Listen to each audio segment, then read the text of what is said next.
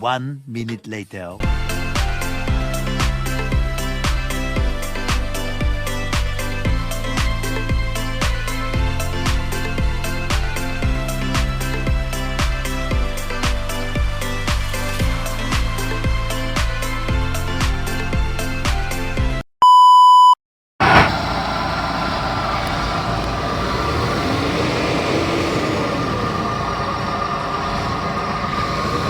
Mitsubishi Space Wagon 4G93 engine, top overhaul,